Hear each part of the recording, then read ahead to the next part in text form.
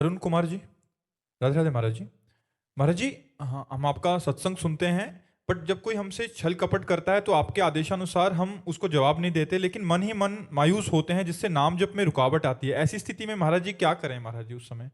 कोई छल कपट कोई करे तो उस समय विचार करना चाहिए कि कोई हमारा प्रारब्ध, जैसे हमारी कोई 100 रुपये की बेईमानी करनी, हमारा प्रारब्ध भोग है, पूर्व का 100 रुपया कर्जा था, इसलिए उसने बेईमानी करके ले लिया, निपट गए। हमको किसी ने गाली दे दिया, हमारा प्रारब्ध था, गाली सुनकर जो हृदय में जलन हुई, हमारा पाप नष्ट हो गया, निपट गए। हमको ऐसे विचार करना है।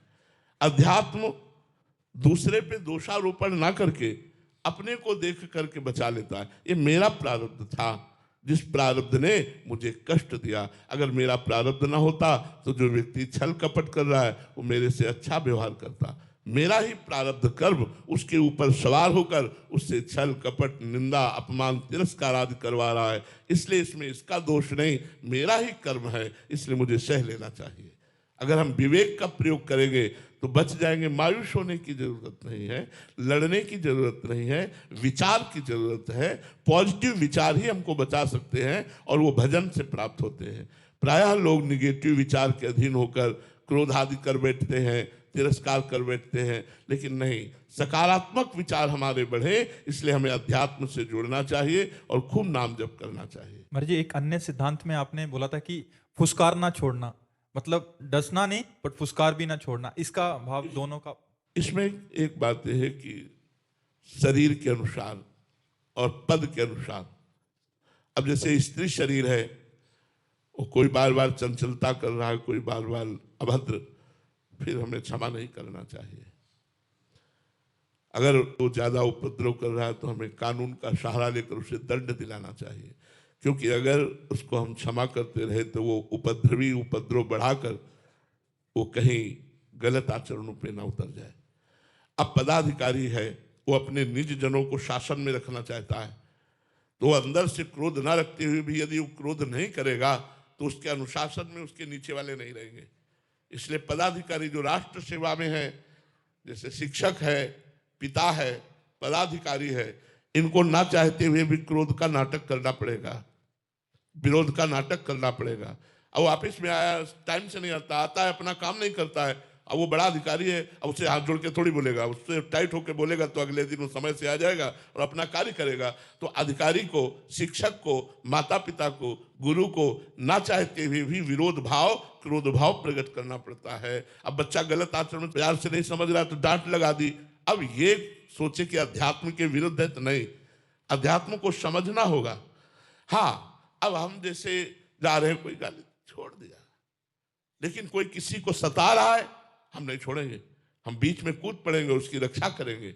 ये सब विचार, इसीलिए कहते हैं हमें पॉजिटिव विचार के लिए भजन चाहिए। भजन करो, रामाय भजे ते चतुर नर, जितना भजन करोगे उतनी बुद्धि विशाल विवेकवती होती जाएगी और आपको बचा लेगी और दूसरे को भी बचा लेगी। प्रियम मिश्रा जी, छत्तीसगढ़ से। राधे राधे महाराज जी। महाराज जी, कृपा क्या है? एक साधक अपने जीवन में कृपा की अवहेलना ना करे, इसके लिए उसको क्या सावधानियां रखनी चाहिए?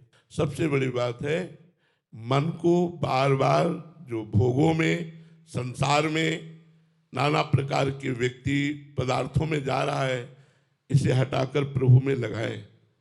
जितना मन प्रभु में लगेगा उतना ही कृपा का अनुभव होगा, उतना ही हम शास्त्राज्ञा का पालन कर पाएंगे। प्रभु से मन हटा कि का हनुमंत विपत्ति प्रभु सोई, जब तो सुमिरन भजन न होई। जब भगवान का स्मरण नहीं होता, भगवान का भजन नहीं होता, तो मन भोगों में फंसा देता है। भोगों में फंसना ही विपत्ति है। भोगों का अधर्म पूर्वक भोग भोगना ही कृपा की अवहेलना है। इसलिए कृपा का आदर करने के लिए मन को प्रतिपल प्रभु में लगाए रखें, जिससे वो गलत आचरणों की तरफ न जाए, जिससे हमारी बुद्धि शुद्ध बनी रहे। हमें शास्त्रों का स्वाध्याय करना चाहिए, सत्संग सुनना चाहिए, पवित्र भोजन पाना चाहिए और सावधानी पूर्वक प्रतिपल भगवत स्मरण करना चाहिए। इससे हमारे ऊपर कृपा और बढ़ेगी और कृपा का अनादर या अवहेलना हमारे द्वारा नहीं होगा। महाराज जी, कृपा का वास्तविक अर्थ क्या है? निरंतर भगवत स्मृति में तन्मय हो जाना। जाकी कृपा लवलेश ते मतिमंद तुलसीदास हु, पायो परम विश्राम राम समान प्रभु नाहि कहूँ। कृपा का स्वरूप है भगवान के चरणों में मन का निरंतर लग जाना। सावई मनः कृष्ण पदारविंदयो, एक एक वृत्ति कृष्ण गृहीत मानसा। कृष्ण ने हमारे मन को ग्रहण कर लिया, आकर्षित कर लिया, एक एक वृत्ति कृष्णाकार हो गई। यही भगवान की कृपा है, यही कृपा का स्वरूप है कि निरंतर भगवान का मन क्रम वचन छाण चतुराई और भजत कृपा करिहे रघुराई। मन वचन कर्म से सांसारिक कपट चतुरता का त्याग करके भजन किया जाए तो कृपा ही कृपा है, यही कृपा का स्वरूप है। कृपा का स्वरूप धन संपत्ति या पद प्रतिष्ठा या शरीर स्वस्थ रहना या मन चाहे भोग भोगना नहीं है, क्योंकि ये सब नाशवान है। शरीर छूटने के बाद तुम्हारे साथ कुछ नहीं रहेगा। तो कृपा का स्वरूप है भगवत स्मरण, भगवान नाम जप, भगवत लीला कथा कथन और श्रवण, नाम कीर्तन, पवित्र आहार, ये सब कृपा का स्वरूप।